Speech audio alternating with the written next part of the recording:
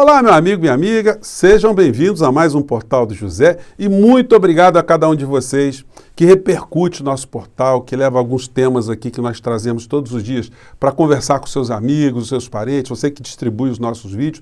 Muito obrigado. Hoje, mais cedo, eu fiz um encontro um pouquinho antes do almoço, onde eu abordo as questões jurídicas e políticas que não foram mostradas pelos grandes veículos de comunicação e nem pela comunidade jurídica. Tem muita gente que ainda não percebeu algumas situações que estão acontecendo no caso do homicídio que vitimou Marcelo Arruda.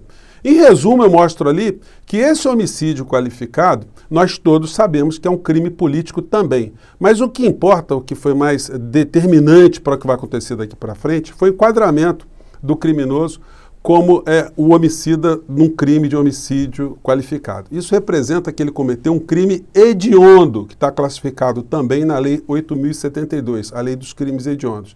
Isso vai retirar dele uma série de possibilidades de ter um alívio do cumprimento da sua pena no futuro e também vai impossibilitar também que o presidente da República de plantão, que estiver à frente do nosso país, exerça qualquer tipo de atitude para lhe dar uma graça, um indulto ou uma anistia. Então isso está totalmente descartado. O cumprimento da pena também vai ser muito duro.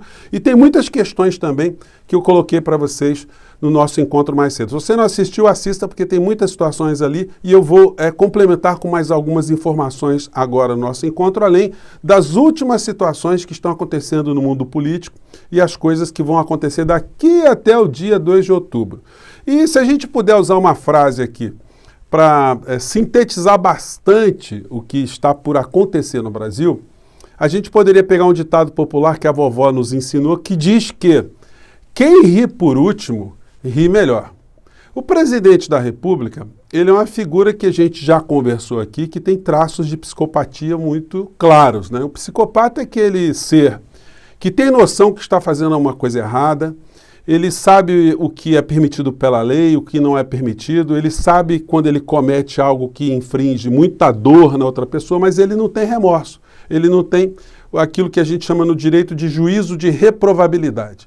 Ele é o cara que mata uma família e vai comer pizza à noite tranquilamente, dá gargalhadas. E no caso do presidente da República, né, depois de ter passado por quase 700 mil mortes, fica desdenhando do sofrimento alheio, fazendo as suas lives, levando a vida como se nada tivesse acontecendo, como se ele não tivesse nenhuma responsabilidade, e dando gargalhadas para cima e para baixo e reproduzindo cada vez mais os mesmos discursos que contaminam tantas pessoas quanto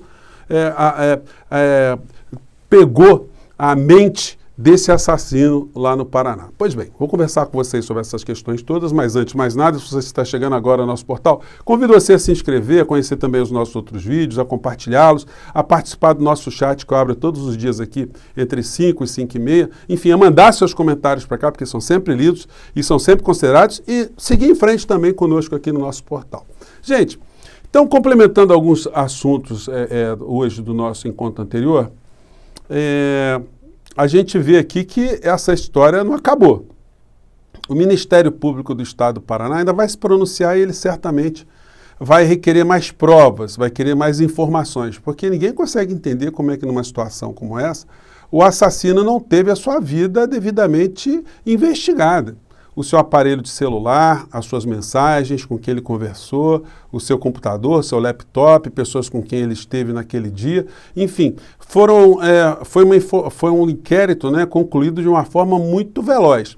Quando isso acontece e é remetido para o Ministério Público, o promotor de justiça ele pode se dar por insatisfeito naquelas informações e baixar o inquérito novamente, para que outras diligências sejam feitas, ou até mesmo o promotor de justiça encaminhar ali algumas atitudes de investigação próprias, para que ele conclua o inquérito, conclua ali todas as informações e possa oferecer a denúncia contra o criminoso, ou a pronúncia, no caso tecnicamente, né, do tribunal do júri contra o criminoso. Então, o que vai acontecer em relação ao criminoso é que ele será julgado, dentro desse contexto, no tribunal do júri da cidade de Foz do Iguaçu, no Paraná. Em que tempo isso acontecerá é uma situação que pode trazer alguns desdobramentos.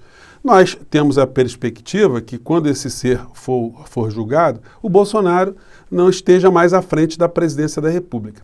Que ele, inclusive, esteja respondendo criminalmente por uma série de situações também. Então, nesse contexto, o Bolsonaro estará bem desgastado, porque a elite que hoje lucra com a permanência de Bolsonaro no poder, vai virar as costas para ele e vai fazer com ele o que se faz muitas vezes quando há a queima de Judas, o espancamento de Judas, né, a destruição de Judas, ou também como se faz com alguns espantalhos imprestáveis em alguma fazenda, em alguma lavoura. É isso que vai acontecer com o Bolsonaro. E muitas pessoas que hoje gritam mito vão apagar das suas redes sociais, que foram seguidoras de Bolsonaro, vão esconder suas camisas amarelas, vão tirar todas as publicações que fizeram, alguns canais vão sumir com os vídeos. O Bolsonaro será uma figura descartada. Evidentemente, a doença mental que acometeu muitas pessoas não será afastada, mas isso será um processo também que só a história do Brasil, só outros governos podem ajudar que as pessoas se humanizem novamente, essas pessoas que ficaram tão desumanizadas, né? Pois bem, então, lá no Paraná a gente tem a seguinte matéria: MP não considera concluída a investigação sobre assassinato de petista no Paraná. Então, nós vamos ter mais acontecimentos nessa história, mas o que nós já sabemos é que não adianta a delegada fazer um contorno para um lado, um contorno para o outro, porque o mundo sabe que esse crime foi um crime de motivação política, um crime que tem todo um contorno do discurso de ódio proferido, encaminhado, empastelado todos os dias pelo presidente da República. Não foi por outra razão que vários partidos entraram com uma representação junto ao Supremo Tribunal Federal para que se tome medida jurídica contra esse tipo de comportamento do presidente da República. Mais cedo eu até salientei, né? É uma coisa absurda a justiça ter que educar o presidente da República para ele não fazer o papel que ele está fazendo, o papel de destruidor de valores da nação e valores humanos, enfim. Então a notícia diz que Alexandre dá 2 dias para Bolsonaro se manifestar sobre representação por discurso de ódio. O que Bolsonaro fez? Ele está se comportando, levando essa situação a sério? Não, ele fez um deboche, né? Ele publicou no seu tweet a seguinte matéria: Alexandre de Moraes dá 48 horas para Bolsonaro se manifestar sobre discurso de ódio. O que ele escreveu em cima? Qual foi a manifestação?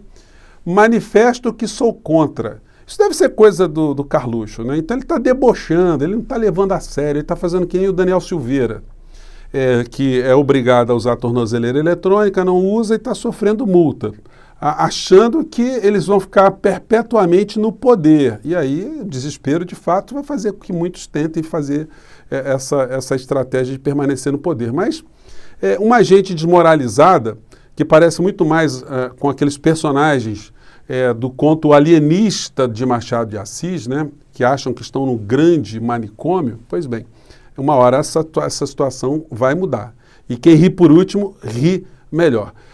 O Alexandre de Moraes, já salientei aqui com vocês, eu sempre utilizei os livros dele nas minhas aulas de Direito Constitucional e sempre entendi qual o perfil dele. E ele tem noção absoluta que ele vai permanecer muito mais tempo no Supremo Tribunal Federal até se aposentar.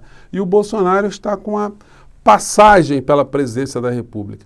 E o Bolsonaro está desafiando alguém que vai permanecer na corte nesse momento. Daqui a pouco o Bolsonaro não terá mais imunidade. O Bolsonaro não terá mais esse séquito de pessoas fazendo qualquer coisa para mantê-lo em alguma situação de impunidade. Não, a situação vai estar bem diferente.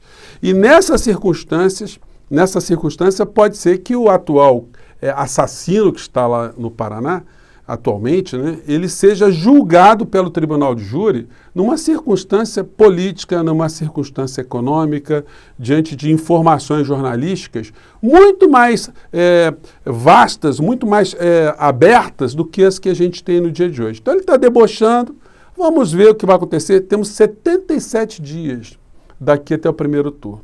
Vamos ver se na noite do primeiro turno, com os primeiros resultados, se o presidente da República vai manter esse deboche em relação à instituição. Ele não tem que se manifestar via tweet, via o Twitter, né, de uma maneira geral. Não, ele tem que se manifestar tecnicamente, de uma forma respeitosa, até porque o Alexandre de Moraes está sendo colocado aí como uma pessoa que está tomando iniciativas, mas ele está sendo provocado enquanto membro do Poder Judiciário. O Poder Judiciário não age sozinho, ele está fazendo uma ação, tomando uma medida em direção ao presidente da República, porque ele está sendo provocado juridicamente. Ele não pode pegar uma petição e colocar debaixo do tapete, rasgar, não. todos os magistrados, quando são provocados, têm o dever de fazer dessa forma. Então, nós vamos ver o que vai acontecer. E o Bolsonaro, ao longo dessa semana, isso é uma coisa, gente, impressionante.